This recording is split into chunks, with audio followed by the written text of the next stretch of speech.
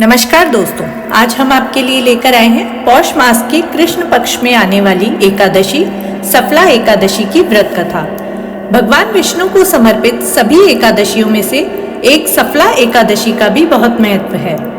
माना जाता है कि इस दिन पवित्र मन और आस्था के साथ भगवान विष्णु जी की पूजा की जाए तो सभी कठिन काम सफल हो जाते हैं और घर में सुख समृद्धि का वास होता है। तो आइए सुनते हैं सफला एकादशी की व्रत कथा। युधिष्ठिर जी ने श्री कृष्ण से पूछा कि हे प्रभु, आज आप कृपया करके मुझे बताएं कि पौष मास के कृष्ण पक्ष में कौन सी एकादशी आती है और इसका महात्म्य व कथा क्या है। श्री कृष्ण ने कहा, हे राजन, आपने बहुत ही सुंदर प्रश्न पूछा है। मैं आपको इसके बारे में विस्तार से बताता हूँ। पौष मास के कृष्ण पक्ष में आने वाली एकादशी को सफला एकादशी कहा जाता है। यज्ञ और दान से अर्जित किया जाने वाला पुण्य फल इस एकादशी से मिलने वाले पुण्य फल के समान है। अब मैं तुम्हें इसकी कथा सुनाऊंगा, ध्यान पूर्वक सुनना। चंपावती नामक एक सुंदर नगरी में महिष्मान नामक पराक्रमी राजा राज किया करते थे। उनके 4 पुत्र थे। राजा के ज्येष्ठ पुत्र का नाम लुम्पक था, जो कि एक अधर्मी व्यक्ति था और हर प्रकार के पाप कर्मों में संलिप्त रहता था। राजा के विपरीत उनका ज्येष्ठ पुत्र एक दुष्ट, पापी और कपटी व्यक्ति था। उसके पाप कर्मों से पूरा राज्य प्रभावित होने लगा था, जिसे देखते हुए राजा ने उसे राज्य से बाहर निकाल दिया। राजा के भय से लुम्पक के किसी भी मित्र या संबंधी ने उसकी सहायता नहीं की और वह राज्य के बाहर एक जंगल में निवास करने लगा। लेकिन उसके व्यवहार में कोई परिवर्तन नहीं आया और जंगल में उसने निर्दोष मूक जानवरों का शिकार करना शुरू कर दिया।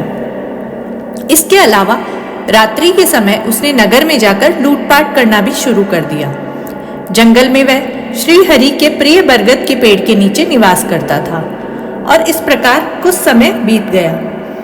कुछ समय बाद मौसम में बदलाव आया और एक दिन की बात है, वह ठंड के कारण पूरी रात ठिठुरता रहा और सो नहीं पाया। पौष मास के शीतलहर के कहर से बचने के लिए उसके पास पर्याप्त संसाधन नहीं थे। इस प्रकार संयोगवश दशमी तिथि को पूरी रात्रि उसने जागते हुए बिता दी। ठंड के कारण उसका शरीर शिथिल पड़ गया और अगले दिन उसमें इतनी ताकत नहीं बची कि वह किसी भी प्राणी का शिकार कर पाए। उसने आसपास गिरे फलों को एकत्रित किया। इस प्रकार पूरा दिन निकल गया। लुम्पक ने इस विषम परिस्थिति में अपने पूर्व जन्म के कर्मों को याद किया। पूर्णतः असहाय हो जाने के बाद उसने भगवान श्री हरि को याद किया और मन में उनसे प्रार्थना करते हुए कहा कि देखिए, मेरी क्या स्थिति हो गई है। आप कृपया मुझ पर दया दिखाएं और इन फलों के भोग के रूप में स्वीकार करें। सफला एकादशी की रात्रि में भी पूरी रात वह ठंड के कारण जागता रहा और भगवान को याद करता रहा। इस प्रकार अनजाने में उससे सफला एकादशी का व्रत पूर्ण हो गया। अनजाने में ही लुम्पक द्वारा की गई तपस्या से भगवान अत्यंत प्रसन्न हुए और अगले दिन सुबह होते ही एक सफेद तेजस्वी घोड़ा लुम्पक के पास आया। उसी क्षण एक आकाशवाणी भी हुई, जिसमें कहा गया कि हे लुम्पक, यह घोड़ा तुम्हारे लिए ही आया है। तुमने विधि पूर्वक सफला एकादशी का व्रत पूर्ण किया, जिससे परम कल्याणकारी भगवान श्री हरि तुमसे अत्यंत प्रसन्न हुए हैं और तुम्हारे पापों का नाश हो गया है। अब तुम इस घोड़े पर सवार होकर अपने राज्य में वापसी कर सकते हो।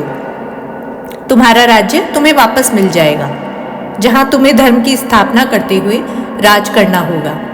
आकाशवाणी को सुनकर लुम्पक अत्यंत प्रसन्न हुआ और अपने पिता के पास वापस लौट गया। राज्य में वापस पहुंचकर उसने अपने पिताजी से क्षमा याचना की और पूरा वृतांत कह सुनाया। अपने बेटे को धर्म के मार्ग पर वापस देखकर राजा को भी बहुत प्रसन्नता और गर्व की अनुभूति हुई।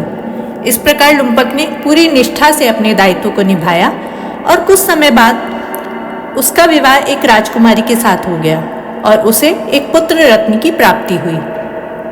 राजा महिष्मान ने पूरा राजपाट अपने बेटे को सौंप दिया और जीवन के अंतिम चरणों में तपस्या करने के लिए निकल पड़े। राजा लुम्पक ने पूरे जीवन अपनी सभी जिम्मेदारियों का निर्वाह किया और अपने पिता के पद चिन्हों पर चलते हुए जीवन के आखिरी समय में राजपाट त्याग दिया और इस प्रकार मृत्यु के पश्चात राजा लुम्पक वैकुंठ धाम को प्राप्त हुआ। कथा अंत करते हुए भगवान श्री कृष्ण ने युधिष्ठिर से कहा, हे राजन, जो भी व्यक्ति सफला एकादशी का पठन या श्रवण पूरी श्रद्धा से करता है, उसे राजसूय यज्ञ करने के बराबर फल प्राप्त होता है। उसके सभी कष्टों और पापों का अंत हो जाता है और जीवन के बाद भी उसे मोक्ष की प्राप्ति होती है। जय श्री हरि।